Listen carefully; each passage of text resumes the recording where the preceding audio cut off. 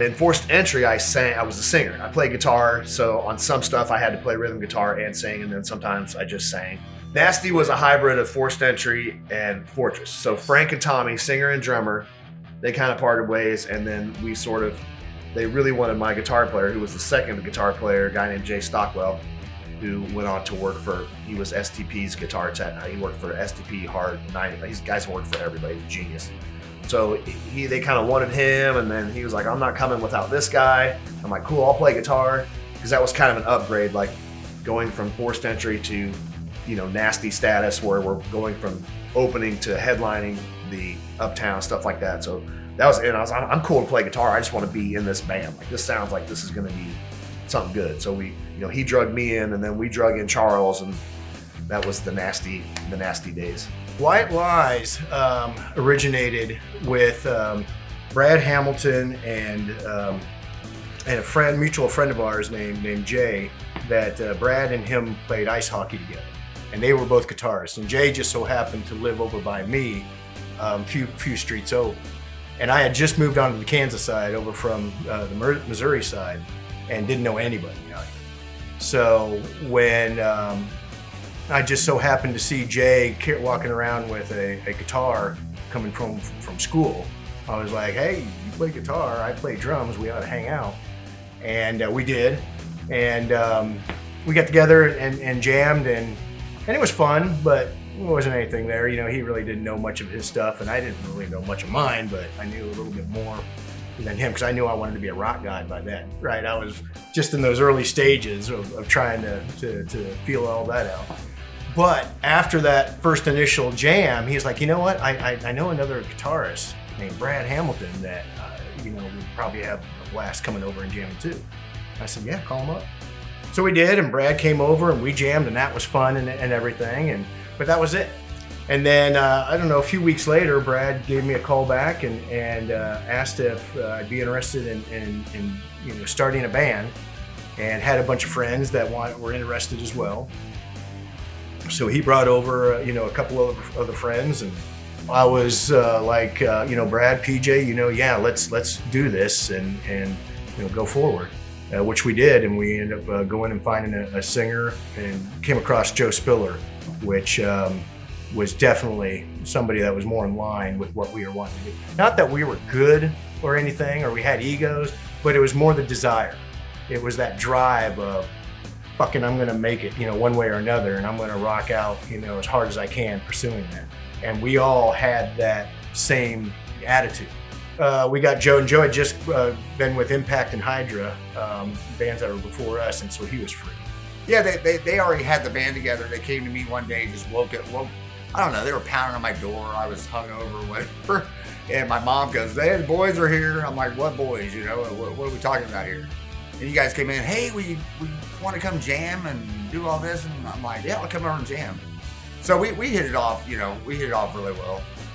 I think the big thing about that band, with the whole Savage thing, I told him, I was like, I don't know about the name, especially with a different singer. I just wanted a different name. So we were throwing names left and right. There was a bunch we threw back and forth. White Lize stuck out. I don't know who came up with that, but that one stuck in my head. And we all were like, yeah, that's pretty cool, And then of course we had to misspell it, because it wouldn't have been legit if we didn't misspell it, so Lize. And then the big thing related to the White Lize name is we played our first show, as Savage. It's on the flyer and everything. And I just randomly announced, I think halfway through or maybe at the end, that, hey, just want to let everybody know we are now White Lize, you know? And I remember you guys all looking at me going, what the fuck, man? You know? And that's kind of how we became White Lize, because we couldn't turn around at that time. So that's what it was. And early on, we realized, we played a couple shows, the four of us, and we're realizing we needed to have a fuller sound for, you know, during guitar solos and what have you. So that's when we reached out to Chucky Arlen and brought him in, and the rest was history with White Lize. As far as Downtown Clown, how they started, White Lize and Downtown Clown are the same band outside of just the singer. So Joe had gotten to a point where he was starting a family and getting married and all these things that were great, but it wasn't in line with that we're going to go tour the world mentality, right? And he had bigger responsibilities, much more important than the stupid shit that we were trying to do. So we all peacefully, you know, separated, and he went and started his family and become a good father and husband and all that stuff. We ended up looking for another singer. We were looking to also change our musical styles, because White Lize was definitely a heavier band, much more in your face, you know, just pounding, you know, rock. At least I felt. But we are also being influenced by a lot of the poppier glam stuff as well. So it was kind of already switching musically with these influences. And we came across Max Maddox from Shock, and who was definitely more into that glam, you know, persona and feel that we were looking to get into. The first time I went to Brad's basement to watch White Lize play, I had already heard a tape, and I didn't need to be there because I already knew I had my heart set on this being the band that I was going to be in, because it was head and shoulders better than any group of people that I've ever been around, let alone musicians. I wanted it, I had to have it, there was no question about it. I'm not even sure if I listened, I'm not even sure if I watched, because I already had my mind made up. And he came over and he instantly knew that, yeah, this is my band, this is who I want to jam with. And we were just the same, because, you know, we all, outside of Downtown Clown and our funny lyrics and all that shit, we're all practical jokers and love to make everybody laugh and tell jokes and just be smart asses and what have you. So that persona of Max and everything just mixed right in, just, you know, real well. And you know, the fun aspect of Downtown Clown with the hilarious lyrics, the fun on stage, and the goofiness on stage just really was a great mix. So Naked Ape, so Steve Finney again was a drummer, is a drummer. He was playing with some other friends of ours from high school, and at the time I wasn't really doing anything. I was wanting to play in a band, like try to get more into like more of like a classic rocky, you know, like Cream and Hendrix and Zeppelin and all that kind of stuff. And he was playing with a couple friends of ours, and then the singer's older brother.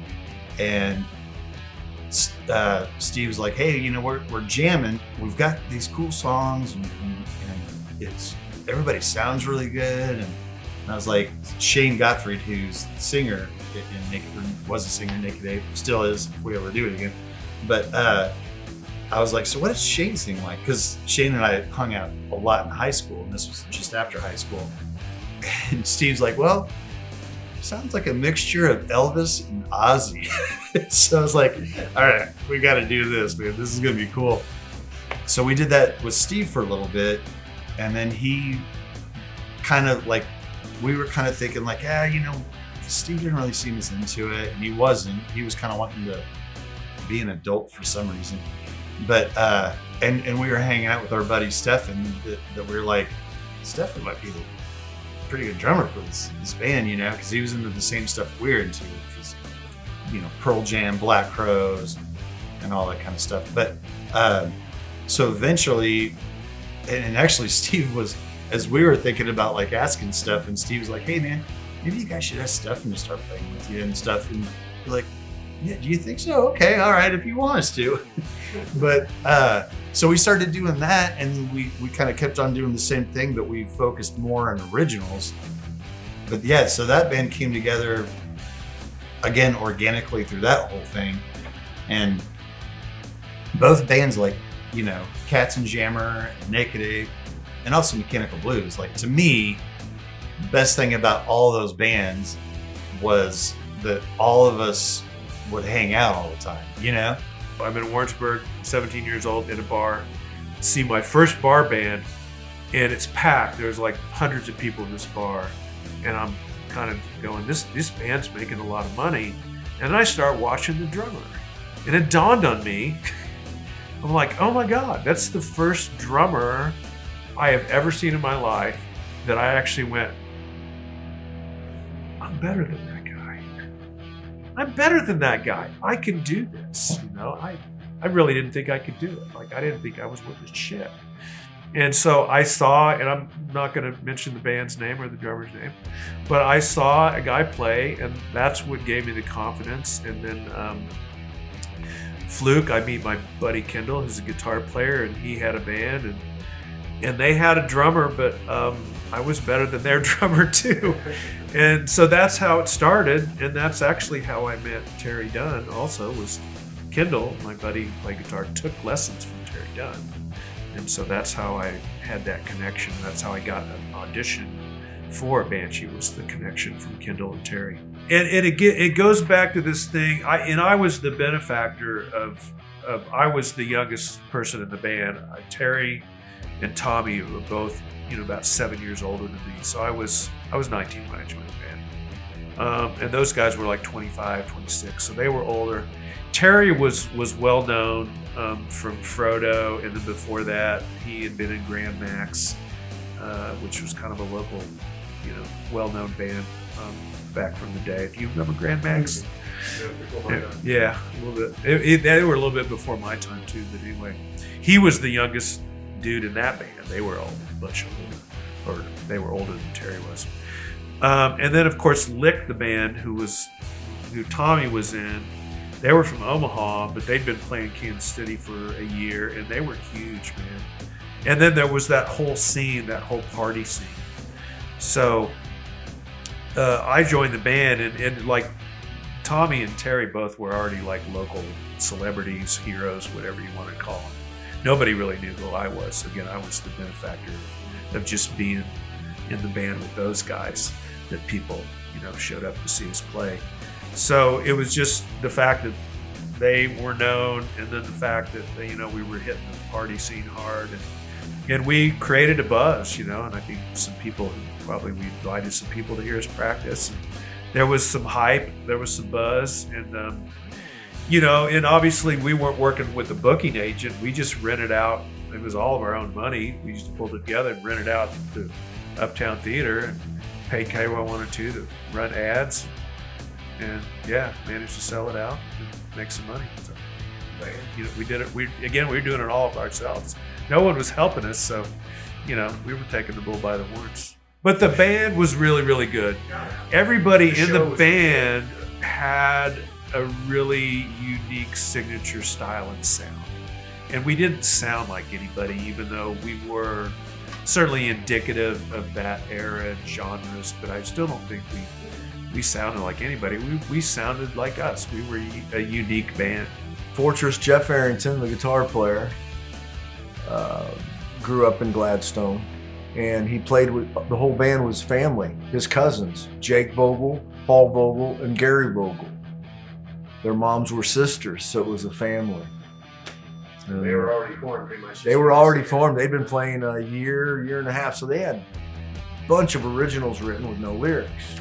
I was taking guitar lessons at the Rock House in Gladstone. Well, it was actually KC on the border right across from Antioch Shopping Mall by Gladstone. And I was taking lessons, and they heard me singing some AC/DC while I was learning some Highway to Hell. Yeah, I think it was Bob Bledsoe or somebody knew the guys in Fortress, Jeff Arrington. They were all good friends, the Vogels. And I said, man, these guys have been looking for vocals for a long time. Can you sing some AC/DC? I said, I'll give it a shot, man. So I I set up the audition, and I went down the street over in Gladstone to Jeff Arrington's mom's house. They rehearsed in her basement, and I auditioned with Armed and Ready, Michael Schenker, Whole Lot of Rosie, AC/DC. They wanted to hear my grit and my range. And Scorpions, Loving You Sunday Morning. Wow. Easy to remember. Yes. And I went in and just tore it up, man. Oh, and Just What the Doctor Ordered, Ted Nugent. And man, just nailed the audition. I was there with my best friend out in the driveway. I was 16. 1981. Yes. Just turning 17. And loved it, met him, and like I said, the rest is history. Quietly Violent. I mean, that was already formed. That was already formed. So the band after that would have been. After Punk of Punks was Divine Groove, or no, it was Quietly Violent. It was 93 when I started singing with Quietly Violent. They all got together, and it was so funny, man, because when they were trying out singers, Perry didn't want me, you know. I was nailing it, but when they came back and reformed, and JR was still there. We had Mike Mackey, Dave Orser, and me. We all started playing, and everybody's like, fuck yeah, let's do it, you know. And just did that shit. Went out and done some stuff with Blackboard Jungle. Got fucked over by the lady that was managing us, so that pretty much fucking went sideways. Everybody said, fuck it, we're done, and disbanded. So after that, a little bit after that, we were sitting around, and I get another phone call, and Dave Orser calls me again. And he's like, hey, got another project starting. I'm like, all right, what's that? And he goes, Divine Groove. I'm like, all right. And that band was fucking fun, man. It consisted of basically all people from Highland Crest. And I'm from Highland Crest. Davey was from Highland Crest. Brett Scholes, which he passed away, and Don Hill. And there's another cat, Jim Johnson. And dude, it was a fun band. That was cool as shit. As you know, shit goes awry. Band breaks up. When I was roading for QV, when Chris left the band, I can talk about that too. Whatever. Chris asked me to fucking take over when he went to Channel Zero. I would go down to fucking. I got Channel Zero. There was a place when Greg worked for Z-Rock. There's a car repair shop on Grand, and the Z-Rock car that these people will work on, I fucking told Greg, I'm like, hey man, why don't you guys ask these fucking people that are working on your car to see if you can practice up fucking stairs in this upper loft. And he did, and I used to go down to their fucking practice, dude. And, you know, here I was fucking taking over QV, and Chris was fucking cool to me back then, you know. I was in a cover band playing in the basement, and a guy named Brian Owen, which was a friend of mine, he's the one that got me hooked up with these guys playing covers.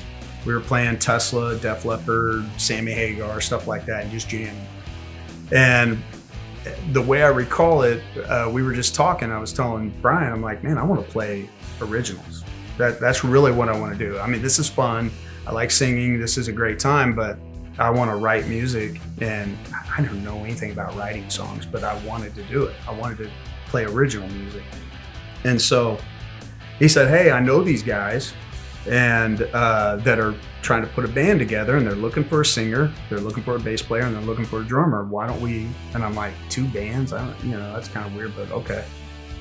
I became friends with Mike Stewart through his neighbor, Shawn Stoddard. Him and Mike would run around together. Shawn would come out to DeSoto every once in a while. So I knew Shawn, and then I ran into him one night cruising the Fay.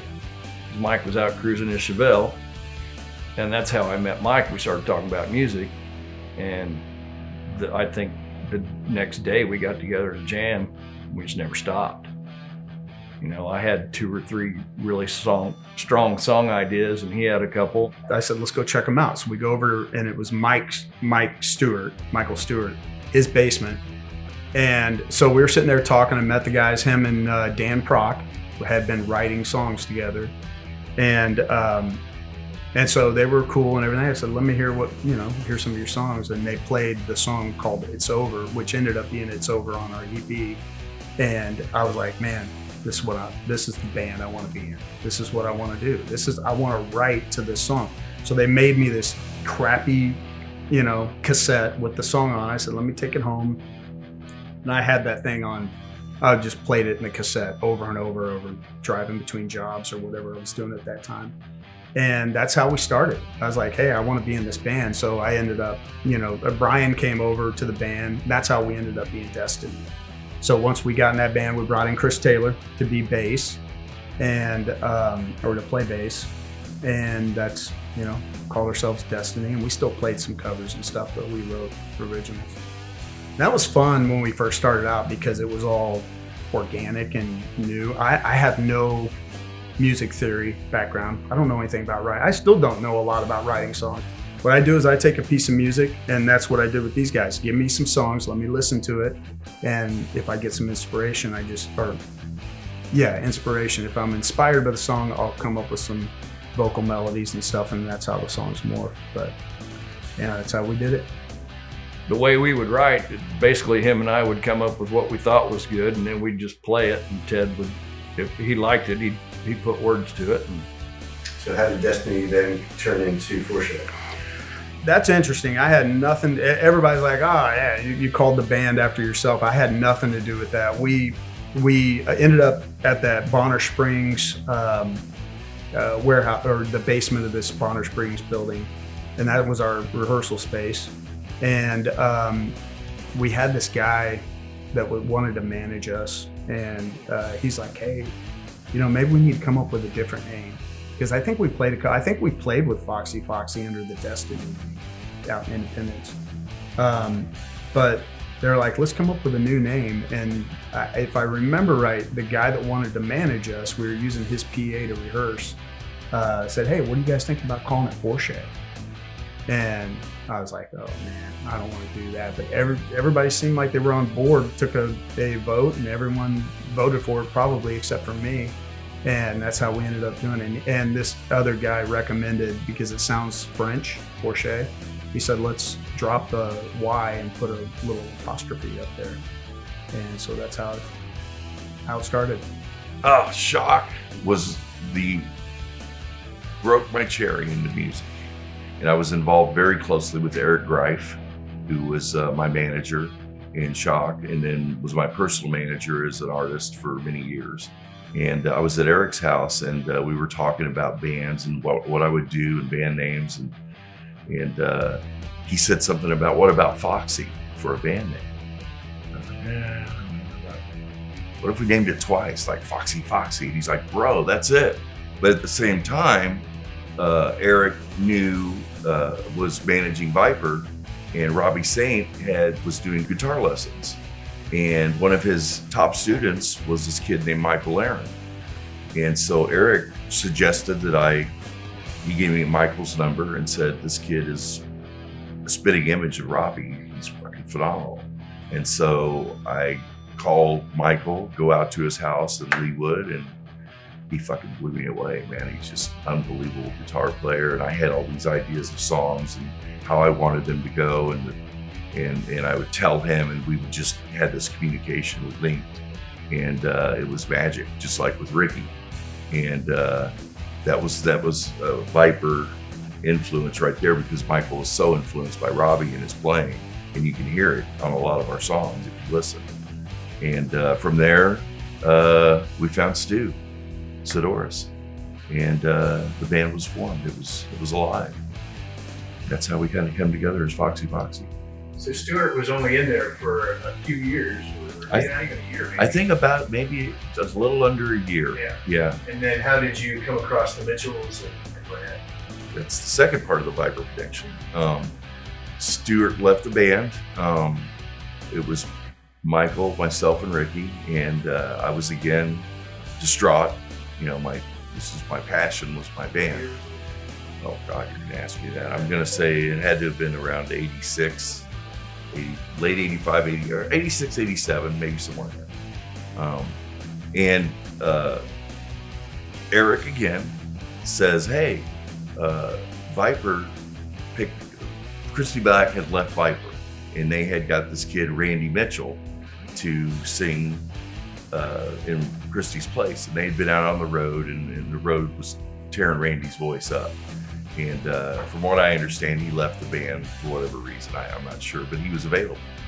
And I had heard some live recordings of it. And so Eric put me in touch with Randy, went out and met him. I remember went to their basement of their house the very first day. I met Randy. Paul was in his room doing his own thing.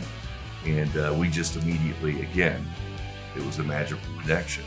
And without even hearing him sing live, I brought him into the band. I hired him right away. And as soon as he started singing the songs, it was a perfect fit. After maybe we were together 8 months to a year, he suggested his brother Paul became available because Christy had a band, Billy the Kid, and they had disbanded, so Paul was available. And Randy had suggested, hey, my brother Paul's available, and he's a great songwriter. And I knew the songs that he had written for Christy because Eric was managing Christy. And I'd heard him, and he's such a melodic player and really had really good chords and progressions, and it really fit what we were doing. And Paul came out, and he played a couple songs, and immediately I knew it was the right fit because Michael and Paul played so good together. They were completely different styles that complemented each other so well in our songs. It was another almost immediate decision. Yes, this is the right fucking thing. We're gonna do this. Foxy Foxy was actually right on the verge of getting a record deal. Eric had started managing the band again, and we'd been invited to go to South by Southwest a couple of times. We had several labels come see the band, a lot of interest. But as you know, back then it was not just, oh, your band's great, we're going to sign you to a record deal. They were very apprehensive. And we flew out and met with Warner Brothers and had a really good meeting with them.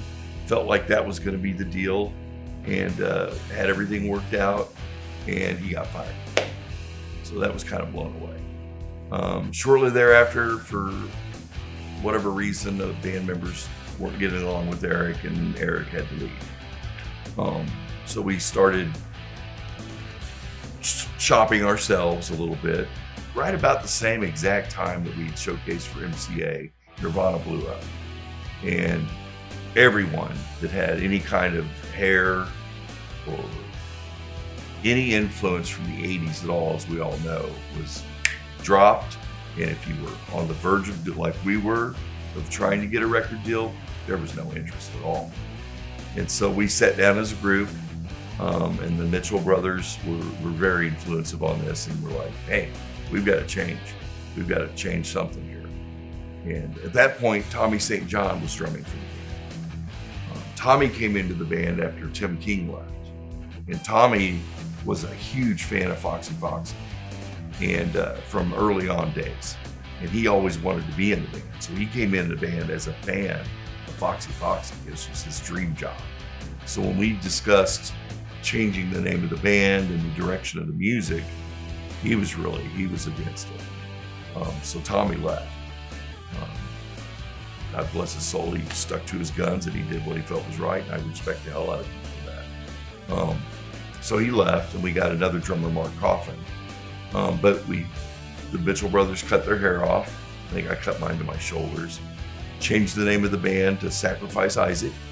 Our music was already a little heavier. We'd already changed from the 80s influence that we grew up with to more of a heavier, grungier sound, because Alice in Chains at that point was a huge influence. Soundgarden, bands like that were really starting to blow up. We really dug those bands. And our image had changed somewhat. And so that was a real influence on us as a band. And our music had already started to make that curve.